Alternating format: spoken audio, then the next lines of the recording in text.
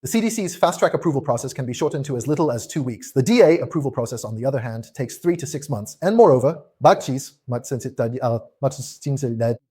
it also requires a public display so that neighbors can raise objections. Hello everyone, today I'm going to talk to you about the complete process of applying for a granny flat in Sydney so you can avoid detours and quickly obtain your OC. Before we start, let's quickly check whether your property meets some basic requirements.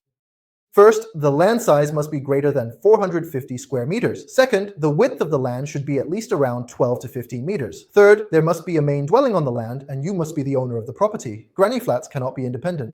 They can only be used for family members to live in or for rental purposes. If all these basic conditions are met, then you can proceed with building a granny flat. Let's look at the specific steps involved. Step 1. Research and planning.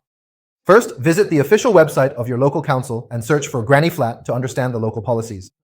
Then, apply for a Planning Certificate 10.7 to check information such as land zoning, environmental risks, and heritage restrictions. These are all key factors in determining whether you can build. At the same time, you also need to consider the design and size. Usually, it should not exceed 60 square meters, and its location must maintain an appropriate distance from the main house and the property boundaries. In some cases, you also need to reserve a parking space. The second step is to seek professional help. Applying for a granny flat through professionals involves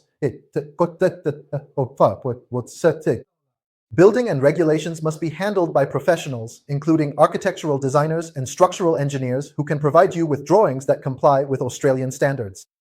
The second is a professional licensed builder. They can provide a one-stop service covering everything from design to construction, so we can accomplish this step. The third step is that sometimes you may need a surveyor to ensure the boundaries and topography are accurate. The third step is mainly to finalize the design plan, including communicating with the architect. After completing these preliminary designs, in some cases, you also need to communicate with your neighbors. For example, if you later go through the DA process, this can help avoid objections from neighbors during the DA process. The fourth step is to determine the application pathway. There are two types of application pathways. One is CDC, the other is DA, which I just mentioned.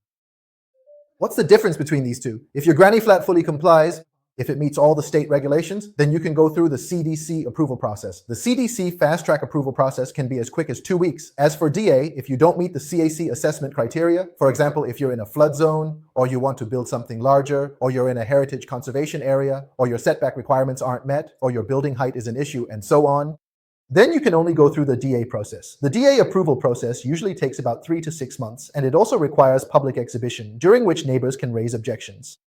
So that's the fourth step. The fifth step is to submit your application and obtain approval.